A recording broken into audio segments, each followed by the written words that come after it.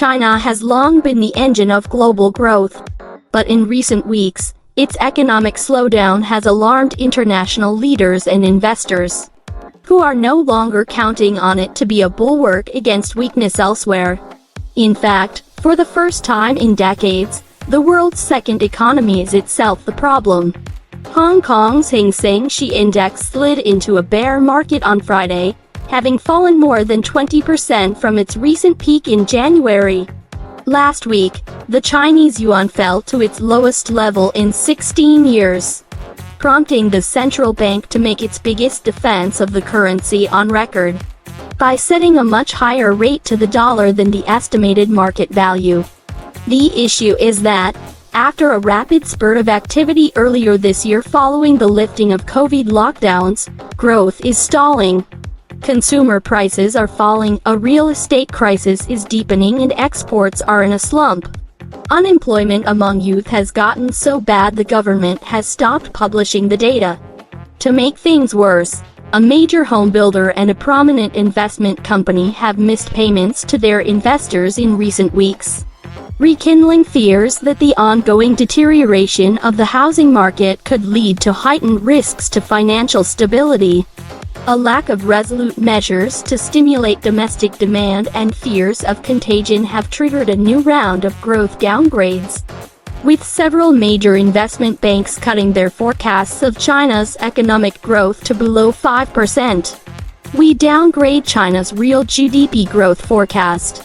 As the property downturn has deepened, external demand has weakened further, and policy support has been less than expected, UBS analysts wrote in a Monday research note. Researchers at Nomura, Morgan Stanley and Barclays had previously trimmed their forecasts. That means China might significantly miss its official growth target of around 5.5%, which would be an embarrassment for the Chinese leadership under President Xi Jinping. It's a far cry from global financial meltdown of 2008, when China launched the largest stimulus package in the world and was the first major economy to emerge from the crisis. It's also a reversal from the early days of the pandemic, when China was the only major developed economy to dodge a recession. So what's gone wrong? China's economy has been in doldrums since April, when momentum from a strong start to the year faded. But concerns have intensified this month following defaults by Country Garden, once the country's largest developer by property sales, and Zhongrong Trust, a top trust company. Reports that Country Garden had missing interest payments onto US dollar bonds spooked investors and rekindled memories of Evergrande, whose debt defaults in 2021 signaled the start of the real estate crisis. While Evergrande is still undergoing a debt restructuring, troubles at Country Garden raised fresh concerns about the Chinese economy. Beijing has rolled out a raft of supportive measures to revive the real estate market, but even the stronger players are now teetering on the brink of default, underscoring the challenges Beijing faces to contain the crisis. In the meantime, debt defaults at property developers appear to have spread to the country's $2.9 trillion investment trust industry. Zhongrong Trust, which managed $87 billion worth of funds for corporate clients and wealthy individuals, has failed to repay a series of investment products to at least four companies, worth about $19 million, according to company statements from earlier this month. Angry demonstrators even protested recently outside of the office of the trust company, demanding payouts on high-yield products. According to videos posted on Chinese social media seen by CNN, further losses in the property sector risk spilling over into wider financial instability, said Julian Evans Pritchard, head of China economics at Capital Economics. With domestic funds increasingly fleeing to the safety of government bonds and bank deposits, more non-bank financial institutions could face liquidity problems, he added. Another major concern is local government debt, which has soared largely due to a sharp drop in land sale revenues. Because of the property slump, as well as the lingering impact of the cost of imposing pandemic lockdowns, The severe fiscal stress seen at local levels not only poses great risks to Chinese banks, but also squeezes the government's ability to spur growth and expand public services. Beijing has so far unveiled a steady, incremental drip of measures to boost the economy, including interest rate cuts and other moves to help the property market and consumer businesses. But it has refrained from making any major moves.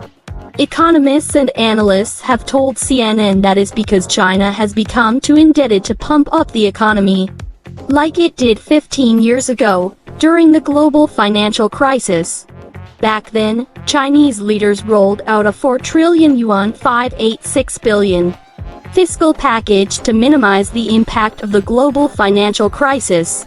But the measures, which were focused on government-led infrastructure projects, also led to an unprecedented credit expansion and massive increase in local government debt, from which the economy is still struggling to recover.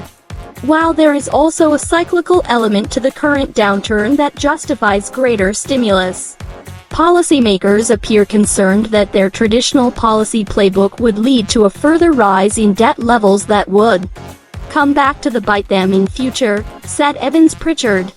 On Sunday, Beijing policymakers reaffirmed that one of their top priorities was to contain systemic debt risks at local governments. The People's Bank of China, the financial regulator and the securities regulator jointly pledged to work together on tackle this challenge, according to a statement by the central bank.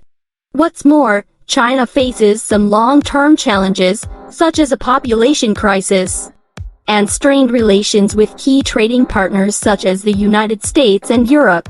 The country's total fertility rate, the average number of babies a woman will have over her lifetime, dropped to a record low of 1.09 last year from 1.3 just 2 years before, according to a recent report by state-owned Jimian.com, citing a study by a unit of the National Health Commission.